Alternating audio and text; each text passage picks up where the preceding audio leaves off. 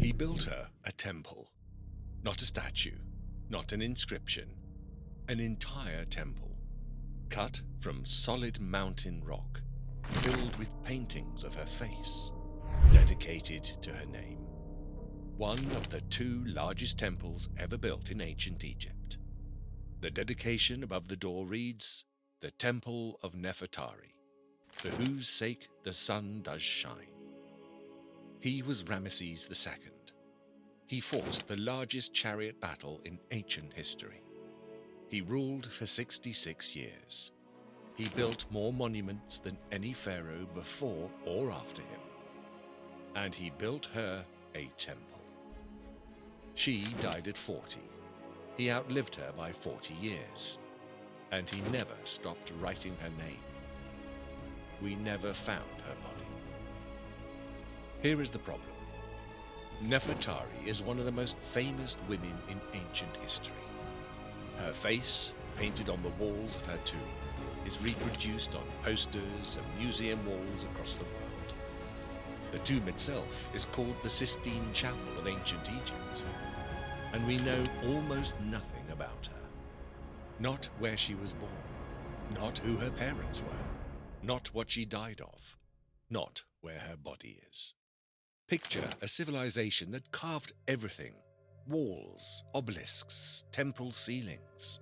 They recorded the bloodline of every royal woman in stone, her title, her lineage, her family name, her origin.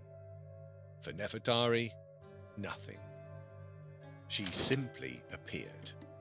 First year of Ramesses' reign, great royal wife, already powerful, no explanation. And 40 years after her death, the most powerful man on earth was still writing about her. That's not politics. That's something else. But to understand why Nefertari was different from every other queen in Egyptian history, you have to stand at Abu Simbel, because what Ramesses built there breaks every rule Egypt had for 3,000 years. Abu Simbel, 4 seated statues of Ramesses II, 20 meters tall, carved directly from a mountain cliff face. The image of royal power pushed to its absolute limit. Now look at the figures standing between those giant statues. In Egyptian artistic law, which was not a suggestion, it was a cosmic order, the pharaoh is always the largest figure in any composition. His queen stands smaller, his children smaller still. Size equals divine status. This was not broken, not once in 3,000 years. At Abu Simbel, the standing figures of Nefertari reach Ramesses' waist. For Egyptian art, this was almost unthinkable. She doesn't stand at his ankle, she reaches his waist. On the facade of the most ambitious monument Ramesses ever built, she is almost half his size. Extraordinary when the rule says she should be barely visible. And then there is the small temple, the second temple, also cut from the mountain, also at Abu Simbel, dedicated not to Ramesses, to Nefertari. Text inside identifies her with the goddess Hathor. The dedication calls her the woman for whom the sun shines. Only 2 pharaohs in Egyptian history ever built a temple for their queen. Both were for Nefertari. But the temples, the statues, those are politics, power displays. You could argue Ramesses was using her to project something. You can't make the same argument about the poetry. We have fragments of love poems written by Ramesses II to Nefertari, not hymns to the gods, not proclamations of military victory, love poems. One reads, "My love is unique, none can rival her. She is the most beautiful woman alive. Just by passing, she has stolen my heart." Another compares her to the star Sothis, rising at the new year, the most sacred celestial event in the Egyptian calendar, the star that signaled the Nile flood and the renewal of life. Ramesses had 8 great royal wives over his 66-year reign. he wrote love poems to one. And then, around year 24 of his reign, she was gone.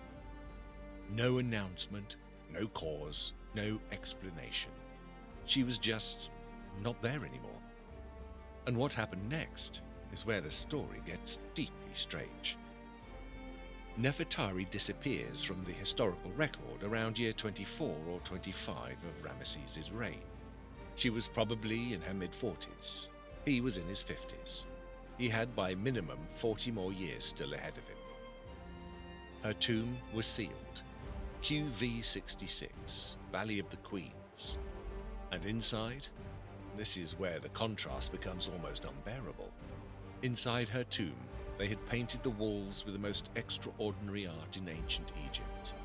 Not the formal, stiff royal portraits of most tombs. Living art, vivid colour. Nefertari shown moving through the afterlife with total composure. Meeting Osiris and playing senate with the gods. Arriving in the field of reeds. Warm ochre skin, white linen, coal-lined eyes. The paintings looked like they were made last week. An Italian archaeologist named Ernesto Schiaparelli unsealed QV66 in 1904. He wrote in his notes that the colours were so vivid it was almost impossible to believe 3,000 years had passed. And then his team entered the burial chamber. The sarcophagus was smashed, the canopic jars shattered, the grave goods gone. The tomb had been robbed in antiquity, completely, systematically stripped of everything. Everything except the walls. And on the floor of the innermost chamber, fragments of a mummy. Knees, part of a leg, some linen wrapping. In 2021, researchers finally analysed those bone fragments, and what they found confirmed something, but also makes the mystery worse. The 2021 analysis. The bones belong to a woman approximately 40 years old at death, dated to the correct period. Almost certainly Nefertari. The knee cartilage, the bone density, the isotopic markers, all consistent. Her knees survived. Almost nothing else did. Now, here is the part that doesn't let go. Ramesses didn't stop. After she died, after the tomb was sealed, after the 40 years of additional reign that followed, military campaigns, building projects, late life wives, the deaths of multiple sons he'd expected to outlive him, he kept writing her name. Not privately, on temple walls, on public inscriptions. Ramesses was in his 70s when some of those inscriptions were carved. His eyesight was likely failing. Several of his successors in waiting were already dead. He had outlived almost everyone who had known him at the height of his power. And at Luxor, completing a monument he'd begun at the start of his reign, he had her name carved in. For whose sake the sun does shine. But here is the question nobody has been able to answer. And it's the one that actually matters. Why did she disappear so completely? And is it possible someone didn't want her found? Someone wanted Nefertari not just stripped, but destroyed. Think about what was taken from that tomb. Not just the jewelry and the grave goods. The mummy, or most of it. Her afterlife sabotaged. Her body scattered. Ancient tomb robbers took valuables, gold, linen, oils. They didn't routinely take mummies. The deliberate dismemberment of a royal mummy, the shattering of the canopic jars, this was not robbery for profit. This was desecration. We don't know who. We don't know when exactly. We don't know why someone decided that the woman Ramesses the Great loved for 40 years was dangerous enough in death to destroy. Here is what we have. Her face, reproduced millions of times on museum walls across the world. One of the most recognized images from the ancient world. Her tomb, the most beautiful in Egypt, its colors still vivid after 3,200 years. A temple cut from a mountain, dedicated to her name, still standing. Love poems, written by the most powerful man on earth, that survived when almost everything else around them turned to dust. And her knees on a museum shelf, confirmed by isotopic analysis, almost certainly hers. The rest of her is gone. Her birthplace, still blank. Her parents, still nameless. She simply appears in the record. Great Royal Wife, Year 1. And nothing before that moment exists. For the most celebrated queen in Egyptian history, the beginning is as lost as the body. Nefertari was 40 when she died. Ramesses was 90 when he followed. In between, he built an empire, fought a dozen wars, raised 100 children, and kept writing one name. We still don't know where she is. Maybe that's exactly what someone intended. Do you think Ramesses knew what happened to her tomb?